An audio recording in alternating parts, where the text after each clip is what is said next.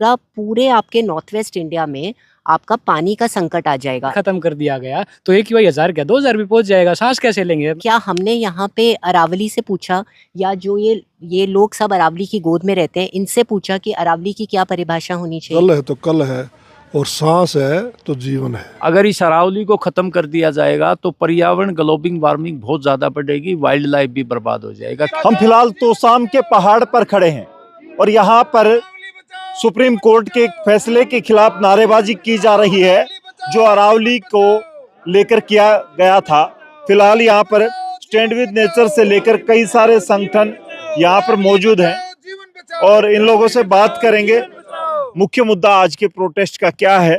पहाड़ पर लगभग 100 मीटर की जो दायरा रखा गया, उस 100 मीटर की ऊंचाई पर ये लोग शायद बैठे हैं। और क्या कुछ कहेंगे, आज यहाँ आपको आना पड़ा है, यहाँ पहाड़ के ऊपर बैठ करके आपको प्रोटेस्ट करना पड़ा है, क्या कुछ लगता है इससे, आपकी इस प्रोटेस्ट से कितना फर्क पड़ेगा? देखिए विनोद जी, सबसे पहले तो आपके चैनल के दर्शकों का स्वागत है। ये जो अरावली 692 किलोमीटर की श्रृंखला है, ये पर्यावरण को, भूजल को, खेती को बचाने का महत्वपूर्ण जो इसका रोल है और ये हजारों साल में विकसित हुई है।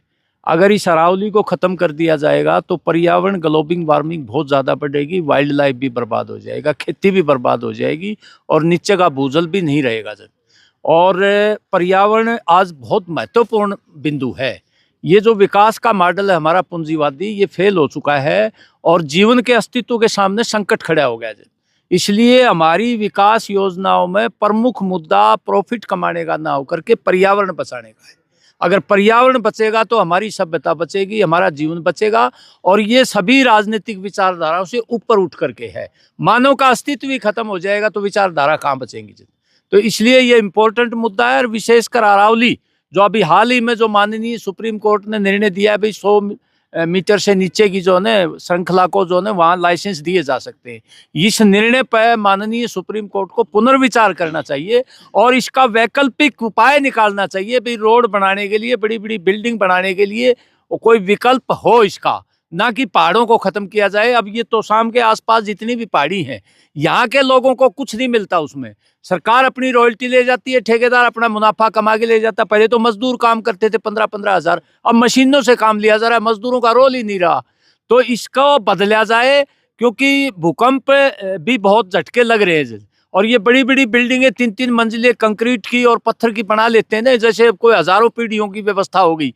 ये ठीक नहीं है और बाकायदा एक मॉडल पर्यावरण को बचाने के लिए वैकल्पिक मॉडल हो जिसमें सबको बराबर की हिस्सेदारी मिले और उनके अस्तित्व को संकट पैदा ना हो। लोग स्टैंड विद नेचर से हैं, आपको क्यों लगता है ऐसा कि ये अरावली का जो लाइसेंस दिया जाएगा आने वाले वक्त में 100 मीटर से नीचे के लिए, ये क्यों गलत है और इसका नुकसान जो है आम जनता को किस तरीके से होगा? ये तो सभी को गलत लग रहा है और ये गलत लगने का कारण ये है कि पिछले कुछ दिनों में आप दिल्ली की एक बड़ी पूरे देश में चर्चा है कि AQI 800, 1000, 1200 हो रखा है।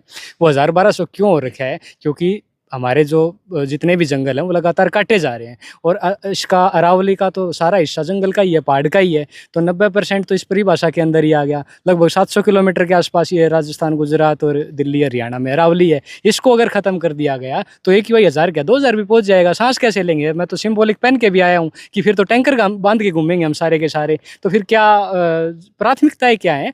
जिस व्यक्ति की प्राथमिकताएँ जल, जंगल, ज़मीन, पहाड़ है, जीवन है, वो आज इस बात से सहमत नहीं है सुप्रीम कोर्ट की से। वो उसके लिए ये मांग कर रहा है कि आप सुप्रीम कोर्ट से निवेदन है कि इस पर पुनर्विचार किया जाए और इस परिभाषा को रद्द किया जाए। यही हमारी मांग। आज पहाड़ के ऊपर भी हम इसीलिए हैं, ये पूरे देश से लोग आए हुए हैं, दिल्ली से भी आए, सोनीपत से भी आए, गुड़गांव से भी लोग आए हुए हैं। दिल्ली से आप आए हैं, एडवोकेट हैं, तो आपने कोई लीगली इस पे कोई काम किया हो अब तक? क्या आपको रिजल्ट या रिटर्न में क्या रिप्लाई मिला है आपको? नमस्ते। हम एडवोकेट नहीं हैं, हम सिर्फ एक सिटीज़न हैं, पर हम लीगल केसेस फाइल करते हैं अरावली के प्रोटेक्शन के लिए, एनवायरनमेंट के प्रोटेक्शन के लिए। मुद्दा ये है कि जब कंट्रीज़ लाइक इक्वाडोर, न्यूजीलैंड, वो ऐसे लॉज लेकर आ रहे हैं और कोर्ट्स के ऐसे डिसीजंस आ रहे हैं जिसमें वो कह रहे हैं कि नेचर का अपना राइट है, अपना अस्तित्व है। हम लोग, क्या हमने यहाँ पे अरावली से पूछा, या जो ये लोग सब अरावली की गोद में रहते हैं, इनसे पूछा कि अरावली की क्या परिभाषा होनी चाहिए? अरावली की परिभाषा ही क्यों होनी चाहिए? कल को आप कहोगे कि गंगा जो सिर्फ 20 मीटर तक है, उसके नीचे गंगा नहीं है, हिमालय नहीं है, वेस्टर्न घाट्स नहीं है, ये परिभाषा का क्या मतलब है? अरावली का अस्तित्व 2 बिलियन ईयर ओल्ड का है। आप सिर्फ एक सुप्रीम कोर्ट के जजमेंट से अरावली का अस्तित्व आप नहीं हटा सकते हैं। अरावली हम सबकी है और हमारी जीवन रेखा है। 2 मिलियन लीटर पर हेक्टेयर का अरावली का रिचार्ज पोटेंशियल है। इसके नीचे बड़े बड़े ग्राउंड वाटर एक्विफर्स हैं। जब आप खनन करते हैं वो एक्विफर्स डिस्टर्ब होते हैं, उससे आपका पूरे आपके नॉर्थ वेस्ट इंडिया में आपका पानी का संकट आ जाएगा। अरावली जो पहाड़ है वो सिर्फ एक पहाड़ नहीं है, उसमें से नदियाँ निकलती हैं, वाटर स्ट्रीम्स हैं। खनन की वजह से ऑलरेडी बहुत सारी नदियाँ ख़त्म हो चुकी हैं, चाहे वो आपकी साहिबी है, चाहे सोटा है, चाहे काटली है। एक कासावती नदी है सीकर ज़िले में जो बिल्कुल अब एक नाले की तरह हो गई है, क्योंकि उसके पूरे बहाव क्षेत्र में आप माइनिंग कर रहे हैं, आप स्टोन क्रशिंग कर रहे हैं। उसका हमने पानी टेस्ट कराया, उसमें अमोनिया, टॉक्सिक सब्सटेंसेस सारे जितना जो लेवल है उससे कई गुना ज़्यादा है। तो ऐसे लोगों के पीने के पानी में, खेती में, हर चीज़ से संकट है। और अब अगर आप 90% ऑफ द रेंज को खोल देंगे तो नॉर्थ वेस्ट इंडिया में तो लोग एग्जिस्ट नहीं कर पाएंगे, और अगर वो पलायन करेंगे तो कहाँ जाएंगे, कहाँ जाएंगे? लोग सबसे बड़ा सवाल कि इतना बड़ा मुद्दा और 3 स्टेट या उससे ज़्यादा स्टेट शामिल हैं अरावली के इस एरिया में, कई हज़ार किलोमीटर ये दायरा है, बावजूद इसके आप कुछ ही लोग यहाँ बैठे हैं। तो चिंता जो है अभी आम जनता तक इस मैसेज नहीं पहुँचा है, या चिंता नहीं है लोगों को लगता है कि मॉडर्न होने के लिए पहाड़ कटने चाहिए या आधुनिक सुविधाएं हैं उन तक पहुँचने के लिए ये सब जायज़ है। ये तो मुझे ऐसा लगता है विनोद भाई कि इस तरह का पूरे देश में ढांचा बन गया है कि लोग अपनी रोटी की लड़ाई लड़ने में ज़्यादा प्राथमिकता उनकी है, क्योंकि रोटी ही लोगों के पास नहीं है। तो पहले रोटी कमाने की बात करेंगे, हम उनको जाके क्लाइमेट समझाएंगे तो वो नहीं समझ पाएंगे। वो कहेंगे तुम ये बताओ कि हमारी आज की रोटी की व्यवस्था कैसी होगी। तो ये तो सरकार का भी फेलियर मैं इसको मानता हूँ कि लोगों की प्राथमिक मुद्दे बदल चुके हैं। वो अपनी नौकरी बचाने की लड़ाई है। मैंने बहुत सारे लोगों को फ़ोन किया इस प्रोटेस्ट में कि शामिल रहो, तो उन्होंने कहा भाई सरकार हमें नौकरी से हटा देगी। तो मतलब कि सांस लेने से ज़्यादा नौकरी करना हो गया। तो नौकर, हम मानसिक तौर पर इतने बड़े नौकर पैदा हो गए हैं कि सांस लेने से ज़्यादा ज़रूरी हमें नौकरी करना लग रहा है।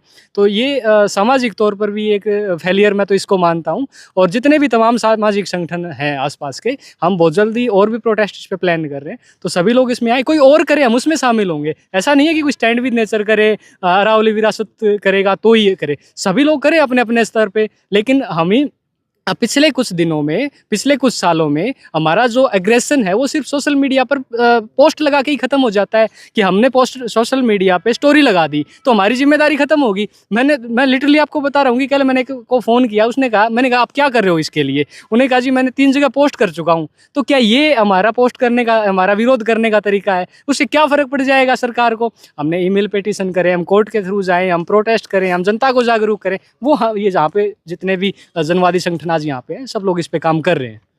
क्या कुछ लगता है इस तरह प्रोटेस्ट शुरू होंगे तो फैसला वापस हो सकता है? देखो बहुत बड़ा इशू है ये, और ये आप ये देखो ना कि इससे मैं इसलिए मानता हूँ क्योंकि मैं सुबह जब आया नीचे, जो लोग बैठे हुए हैं, जैसे हरियाणा में कहते हैं ना 36 बिरादरी, मैं मतलब जितनी बिरादरियों को जानता हूँ ऑलमोस्ट सभी बिरादरी के लोग इस इशू पे इकट्ठा थे आज सुबह जब हम नीचे प्रोटेस्ट किया।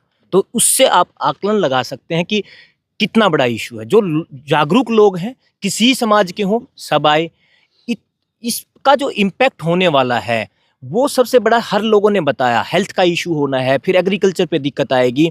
और माइनिंग से आप ये मत समझो कि केवल धूल उड़ेगी तो पोल्यूशन होगा। जो माइनिंग ब्लास्ट करते समय जो बारूद है उसके जो प्रोडक्ट हैं वो जो हवा में जाते हैं और फिर वापस से कुछ देर बाद किसी पास के 10 किलोमीटर दूर के गांव का पौंड है, तालाब है, उसमें जब गिरेगा, उस तालाब से जो भैंस या गाय, भेड़ या बकरी जो पानी पिएगी और उसका हम दूध पिएंगे तो उससे अलग हेल्थ इशू बनेगा। सेकंड, माइनिंग के साथ साथ वहाँ पे जो और इंडस्ट्री आ जाएंगी, जैसे एक भाई सुबह थे खानक में बता रहे हैं, हम ये नहीं कह रहे कि एकदम से उनको बंद कर दो, क्योंकि हमारे भाइयों की मिलेंगी वो भी। 3 टायर की फैक्ट्री है, पुराने टायरों का तेल निकाला जा रहा है, लेकिन कम से कम वो इतनी दूर पे हो ताकि जो जनजीवन को उससे जो माइक्रो से माइक्रो लेवल के पार्टिकल निकलते हैं, तो उससे आप ये देख सकते हो। खरकड़ी अकेले गांव में कैंसर के कम से कम भी है ना, आज के दिन 100 कैंसर के मरीज हैं, खानक में टीबी के मरीज गिन लो आप। लेकिन लोग, आपने जो इस लोकेश से क्वेश्चन पूछा कि जागरूक तो है, लेकिन लोगों को घुमा दिया गया है अपनी दिनचर्या में। लाइनों में खड़े हैं, आधार कार्ड अपडेट करा रहे हैं, आज तेरा फैमिली आईडी से नाम कट गया। जैसे फौज में कह रहे हैं, फौजियों को इकट्ठा मत, थाली मत छोड़ो, चाहे ईंटों का काम ना हो, यहाँ से वहाँ गिरवा लो, वहाँ से यहाँ गिरा लो। लोगों को ऐसे व्यस्त कर दिया गया है, वो अपनी चालें खेल रही हैं। हम सबसे ये अपील करते हैं, केवल अरावली मुद्दे पे ही नहीं, और भी जो अदर इश्यूज हैं, लोकल इश्यूज हैं, स्टेट के इशू हैं, नेशनल इश्यूज हैं, आपको जागरूक होना पड़ेगा। अदरवाइज जो इम्पैक्ट होने वाला है ह्यूमन लाइफ पे, ह्यूमन बीइंग पे, आप समझ भी नहीं पाएंगे कि 20 साल बाद जिन गांव में आप रह रहे हैं, मैं गारंटी के साथ कह रहा हूं कि जो लोग ऐसे ही सोते रहे, 20 साल बाद इस गांव में रह के दिखाना, इस इसमें नहीं, जो ये सब कुछ यहाँ से पलायन जानबूझ के करवाने की कोशिश की जा रही है। जी, अशोक मलिक हैं और पुलिस से रिटायरमेंट लिया है इन्होंने, वीआरएस लेकर के आजकल प्रोटेस्ट में नजर आते हैं। अरावली की चिंता आपको भी सता रही है? जी बिल्कुल विनोद भाई, देखो अरावली तो है ना हर जनमानस का मुद्दा बन चुका है और पर्यावरण से हर आदमी जुड़ा हुआ है। जब हमें सांस लेने के लिए क्लीन एयर नहीं मिलेगी तो हम फिर जिएंगे कैसे? तो ये पर्यावरण का मुद्दा है, इस पे मैं सोचता हूँ सिर्फ मुझे ही नहीं, हर भारतवासी को चिंता होनी चाहिए और हमें इस अरावली बचाओ अभियान में अपना हिस्सेदारी सुनिश्चित करनी चाहिए और अपने इस मूवमेंट को और तेज करना चाहिए, ताकि माननीय सुप्रीम कोर्ट का जो दिशा निर्देश आए हैं वो एक बार पुनः विचार कर सकें और इसके बारे में सोच सकें कि जब जनता ही नहीं रहेगी तो फिर इन विकास कार्यों का हम करेंगे क्या। कमल प्रधान भी इस प्रोटेस्ट में मौजूद थे, तो क्या कुछ कहोगे? आपको क्या लगता है ये जो जिस तरीके से माहौल बना है, अब अरावली वाला मुद्दा उठा है, ये कितना मुश्किलों भरा होगा आने वाले वक्त में इस एरिया के लिए? देखो मैं तो 2 बात मानता हूँ, एक तो जल है तो कल है और सांस है तो जीवन है। अब ये सांस रोकने का काम सरकार कर रही है और मैं तो ये अचंभा मानता हूँ कि माननीय सुप्रीम कोर्ट ने जो इनकी सिफारिश थी केंद्र सरकार की, उसको कैसे मान लिया। क्योंकि खुद सुप्रीम कोर्ट के वकीलों ने कहा कि भाई दिल्ली के अंदर प्रदूषण बहुत ज़्यादा हो रहा है। इस प्रदूषण का कारण यही है कि पेड़ कम लगाए जा रहे हैं और जहाँ पेड़ लगे हुए हैं सरकार उनको खनन के माध्यम से, दूसरी माध्यम से ख़त्म करना चाहती है। तो आज हम सब मिल के, सभी संगठनों ने, जिसमें स्टैंड विद नेचर के साथी भी थे, युवा कल्याण संगठन के साथी, किसान सभा के भी सारे साथी आए थे, दूसरे और साथी भी आए हुए हैं और सभी संगठनों ने मिलकर आज ये प्रदर्शन किया है और ये पूरे हिंदुस्तान के अंदर है। तो मैं मानता हूँ कि आज सबसे बड़ी जो चुनौती है जीवन बचाने की है और जीवन बचाने के लिए प्रदूषण से दूर रहना पड़ेगा। वातावरण, नेचर के साथ हम खिलवाड़ करेंगे तो नेचर उसका जवाब देती है।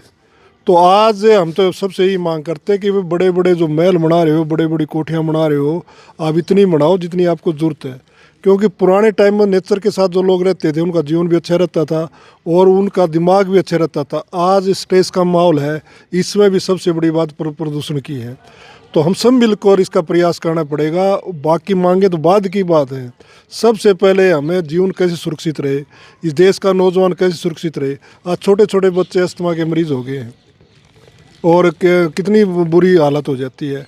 तो हम सब मिलके इसमें सजगता लानी पड़ेगी और जो प्रदूषण फैलाने की चीज़ें हैं, दिवाली पर लाखों करोड़ों रुपए के पटाखे बजा देते हैं जो व्यर्थ में जाते हैं, तो हम सबको मिलके जागरूक रहना पड़ेगा। इस जागरूकता में हम सब मिलके अलग जगाया है, इस अलग को आगे तक बढ़ाएंगे हम। चलिए, फिलहाल क्या कुछ कहते हैं आप लोग? अरावली को लेकर एक प्रोटेस्ट स्टार्ट हो गया है, हैशटैग लोग कर रहे हैं और अरावली बचाओ के हैशटैग जारी हैं, बहुत सारे लोग सोशल मीडिया पर लिख रहे हैं। लेकिन ये जो प्रोटेस्ट है इसका असर कितना पड़ेगा? आम जनता जो जैसे तोशाम के इस पहाड़ पर खड़े हैं, बहुत सारे बच्चे सुबह शाम यहाँ घूमने के लिए आते हैं, लोग ट्रैकिंग के लिए जाते हैं और बहुत सारी चीज़ें हैं जो जुड़ी हैं, गाँव के साथ जुड़ी हैं, उस एरिया के साथ जुड़ी हैं। लोग 20 साल 30 साल बाद भी अपने पहाड़ पर वापस आते हैं घूमने के लिए। आस्था का केंद्र है बहुत सारी जगह, जैसे हम जहाँ खड़े हैं यहाँ भी बाबा मुंगीपा का एक मंदिर है, वैसे ही बहुत सारे पहाड़ों पर आस्था की कोई ना कोई प्रतीक हैं, कोई मंदिर है, कोई मूर्ति लगी है। वो सब शायद आने वाले वक्त में जब ये लाइसेंस जारी होंगे तो शायद टूटने शुरू हो जाएंगे और लोगों की आस्थाओं के साथ साथ जो आने वाले वक्त के खतरे हैं वो भी शुरू हो जाएंगे, और खतरा जो है वो हमारे इतिहास को भी होगा। फिलहाल आप लोग क्या कुछ कहते हैं कमेंट में लिखें, इस वीडियो को शेयर करें। तब तक के लिए धन्यवाद। राम राम, जय हिंद।